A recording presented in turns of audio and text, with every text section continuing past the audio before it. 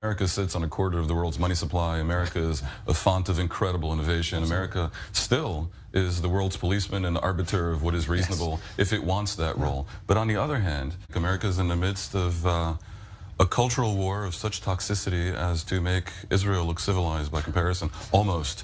Where you have, on the one hand,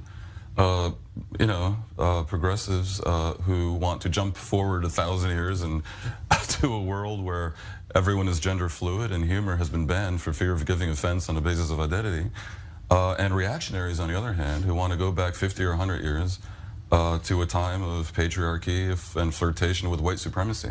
And in the middle, a dwindling, I'm not sure if it's a minority or a plurality, but a dwindling group in the middle looking on horrified and feeling not just that the country has gone berserk in two different directions, but that it's ungovernable because of a system that is desperately dysfunctional, largely because of the Senate and the Electoral College and this cult of the Constitution that renders everything unfixable. Do you see problematic nature in what's emerged at the Supreme Court?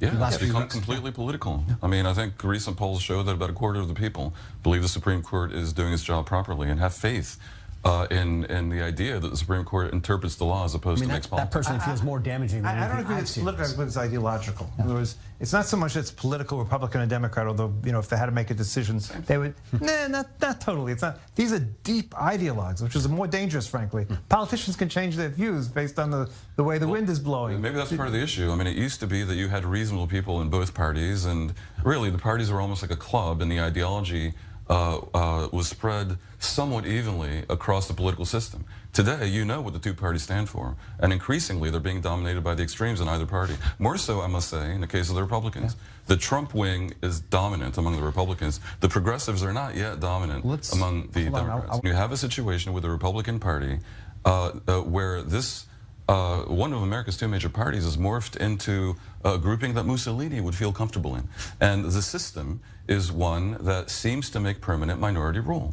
Because given that every state has 2 senators, and that includes states that are 60 times smaller than other states, this means about a quarter to a third of the people can impose their will on everyone else. I want to get your thoughts on President Trump and some other aspects of U.S. issues.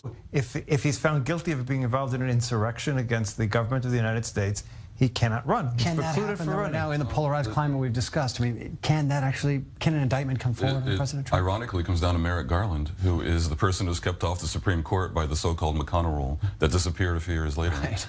He is now the person who will decide, I think, whether to prosecute Donald Trump. I agree that if he's prosecuted, that might make a return more difficult. Okay. On the other hand, you have a third of Americans who are 2/3 of the Republican Party who will be convinced by nothing.